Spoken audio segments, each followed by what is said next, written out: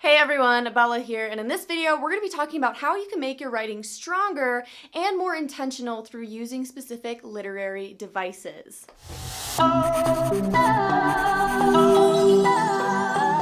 So what are literary devices? Essentially, all of literature is made up of a bunch of different literary devices all weaved together in order to construct something that has an intentional perception for your readers.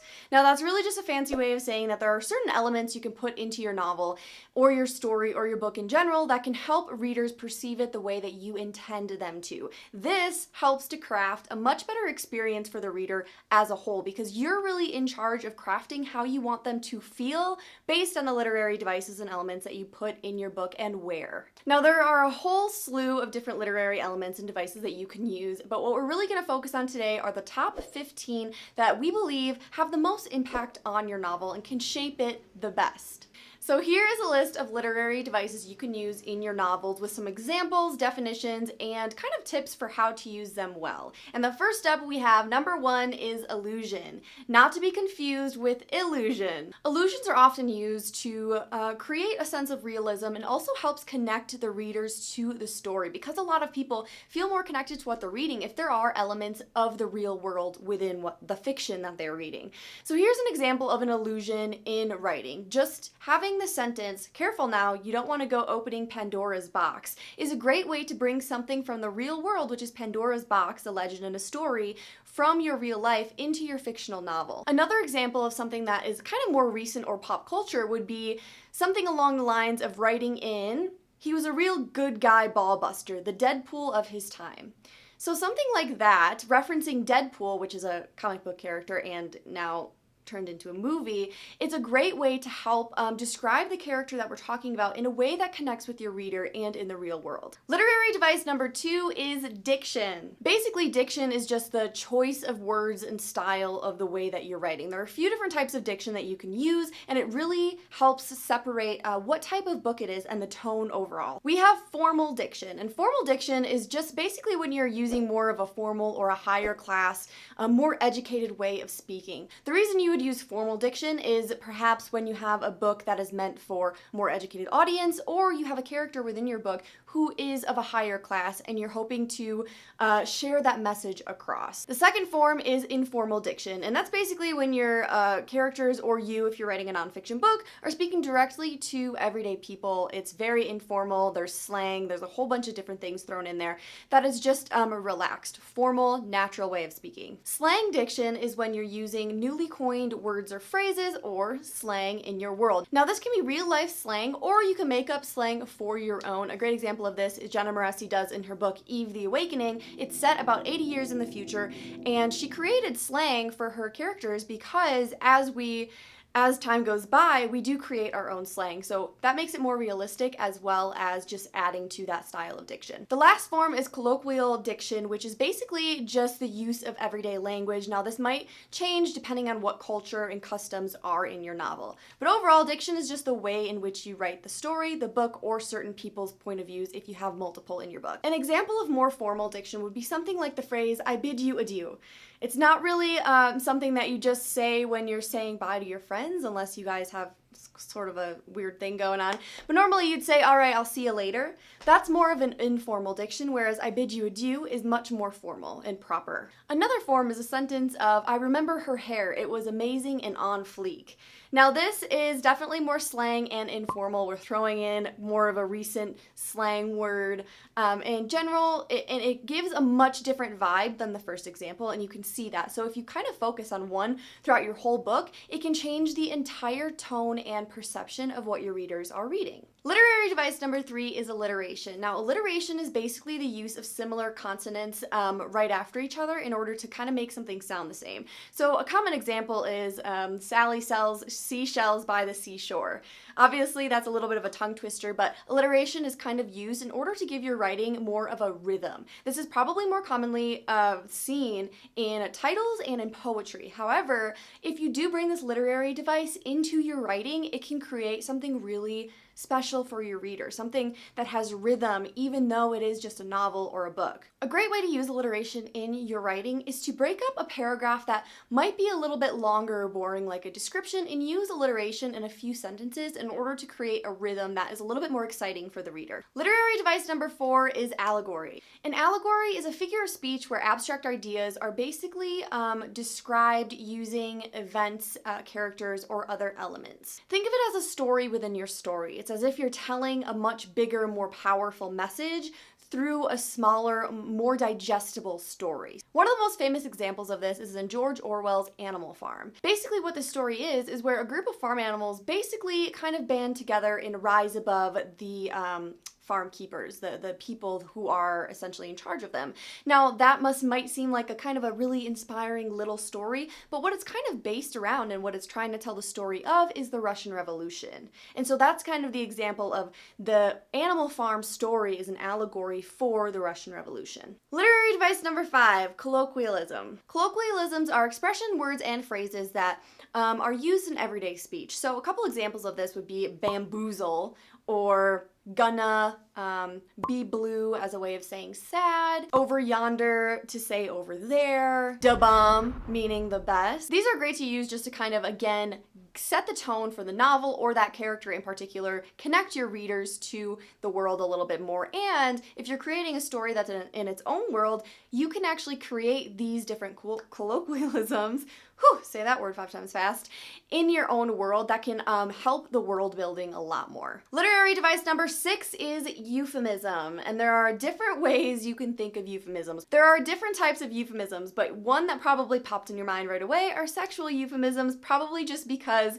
they are ones that we use most often. But euphemism is basically just a kinder, better way of saying something that's a little bit harsh or distasteful or not appropriate for the moment, which is often why sexual euphemisms get put into play. A couple examples of something that is not quite in that way but is still a euphemism could be saying before I go, as in before I die, or saying something like rear end instead of butt, or perspiring instead of sweating, tipsy instead of drunk, thin on top instead of bald. You get the idea. Basically saying something a little bit nicer to avoid the harsher, even if it's more accurate phrasing of what you want to say. Again, this is something that you can make up for your own world if it's set in a world that's not in our own. So those different customs and those different things might not be the same. So in my story, I'm writing a fantasy novel set in its own world. There's a euphemism we say, essentially, they say you're gonna kill the tree. And essentially what that basically means is that you're being lazy. So if you ask somebody, oh, are you just gonna kill the tree? It's essentially saying, are you just gonna be lazy and not do that? So these are types of things that you can create in your own world. Literary device number 7 is flashbacks. Now we're getting into something that is more of a plot element and a story structure element than it is just something that you can add into your writing. So flashbacks have to be very, very intentional. And if you don't know what a flashback is, it's just simply going back in time from the present place in your story or your book. Flashbacks can be used for a number of different reasons. It can be to further a plot point, it can be to uncover information the reader needs to know, or it can be used as a reoccurring plot device that either impacts your main character or helps them along in their journey. One book that does this really, really well is Vicious by V.E. Schwab. She uses the flashbacks as a literary device and as a plot device. So basically every other chapter she has, it goes back in time to some event and then back to the present. And so this, because it carries on throughout the story, it serves as a plot device. And the one thing that you want to make sure with flashbacks are that they are useful and important. So if you want to get a good feel of how to do flashbacks in the present moment effectively, definitely recommend reading that book. Literary device number 8 is foreshadowing. So foreshadowing, for those of you who don't know, is essentially giving hints and clues about what's to come in your novel. Essentially, you don't want readers to be able to pick up on those, but you want them to look back at the novel and be like, oh, I should have known that. I should have picked up on that detail. This is a really important part in your story because if you never give your readers any clues as to what's to come, they're going to be very confused by the outcome. But if you drop these little hints that they don't pick up along the way, but then they look back and they realize at the climax or whatever big event is happening that it makes complete sense and they should have seen it all along, That is what readers want. They want that surprise, but they want the surprise to make sense, and the foreshadowing is how that surprise or that twist makes sense in the end. A really popular example of this in a movie specifically is in the Avengers movie, when there is a ship's engineer playing a game on their little computer, and the purpose of the game is actually to defend Earth from the alien invaders, which is what happens later in the novel. It's a very small thing that very few people probably pick up on, but that just makes the end in the climax that much better. So if you can drop in those little hints that blindside your reader at the time, but then add up and make sense in the end, you will be doing foreshadowing effectively. If you want more examples and want more tips on how to foreshadow well, we have a video right up there for you to check out. Literary device number 9 is imagery. Imagery is essentially the use of visually descriptive or figurative language in your story in order to paint a much clearer picture. Really what you're trying to do with imagery, as the name suggests, is create an image in your reader's mind. There are several examples of this, but essentially if you're describing something in detail and you're giving it enough description in order to paint a picture, you are using imagery. And this also helps you show rather than tell in your writing as well. Literary device number 10 is personification. If you don't remember personification from middle school or elementary school, it's essentially giving human-like characteristics to non-human things. There are a lot of really good reasons to use personification. One in particular is that it just brings a new element to your writing. It is a new perception and perspective that your readers probably don't get a lot, and it allows you to uniquely craft how they view different things. A couple of examples of this are: 1, the wind whistled past my ears like a familiar tune I'd long forgotten. The reason this is because wind can't actually whistle. Technically, we use that a lot, but it's technically a human trait. The second example is the moon yanked a blanket of silver light over the forest. So this essentially is giving the moon the power to yank a blanket up, kind of like, a parent or such. Example number 3 is squatting in the corner was a felt chair covered in the dust and damp of abandonment.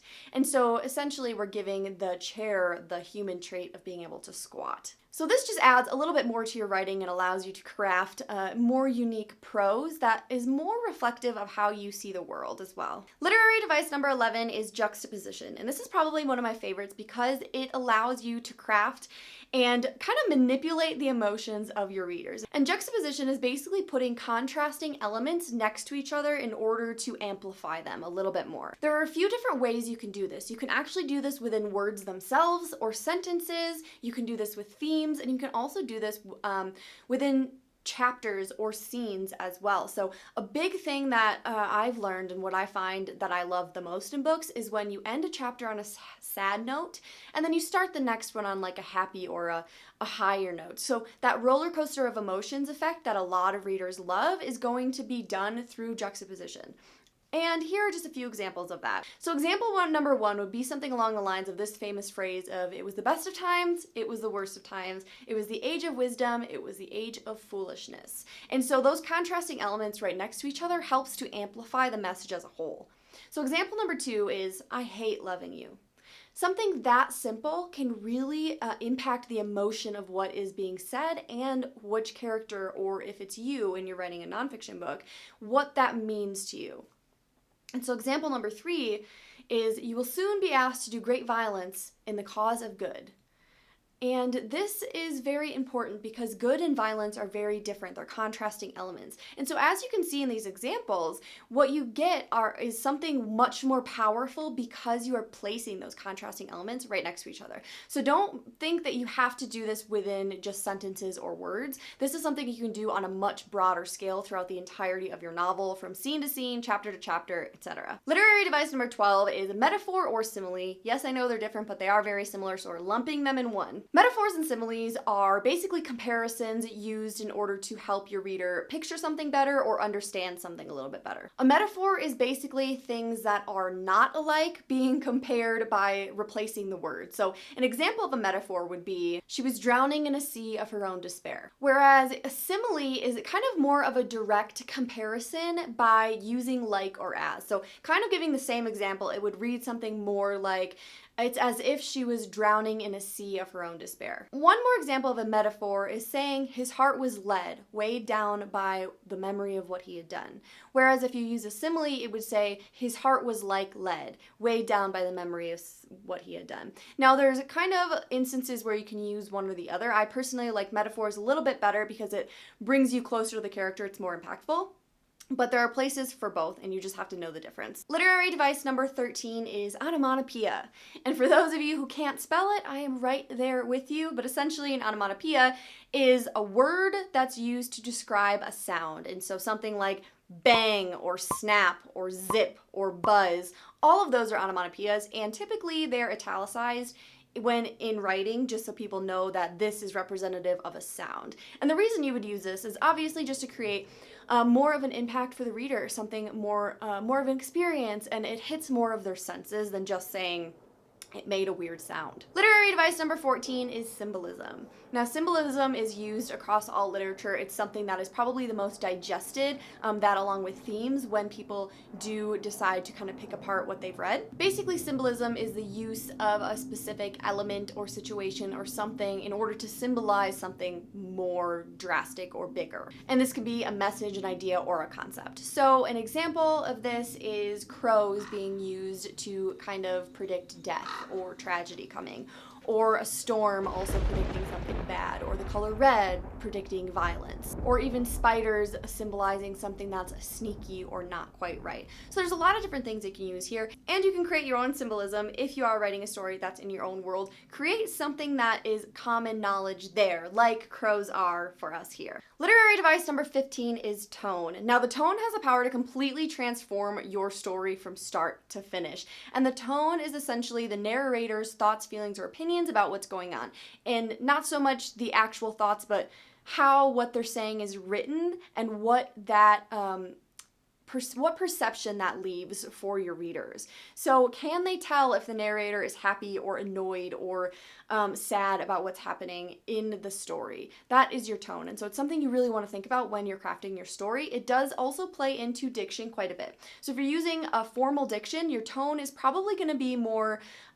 straight-laced, uptight, something a little bit more along those lines. Whereas if you're using informal, it's probably going to feel more natural or relaxed. But you do want to keep your tone in mind when writing your story, because it does have the power to completely shift your narrative. And that's all I've got for you guys today. If you're ready to take your book to the next level and actually make some progress and potentially publish it here pretty soon, check out our training up here. It's a free video training from Chandler Bolt, taking you through exactly what you need from start to finish to write, market, and publish your book. So make sure to check it out, and also check out the resources I have down below for you. Give this video a like if you learned something new or if you found it helpful, and actually comment down below, what literary device do you enjoy the most in reading and as well as writing? Let me know down below. Give this video a like, subscribe, and I will see you next time. And I'm writing a walk through the Bible. There was the self-doubt of, am I ready for this? Do I have the credibility? Are people going to listen to me? I started looking at this school, and I opened up the website and looked at it, and I was like, maybe this is for me. Maybe this is what I should try and do, because I didn't have a support system. I don't have any friends.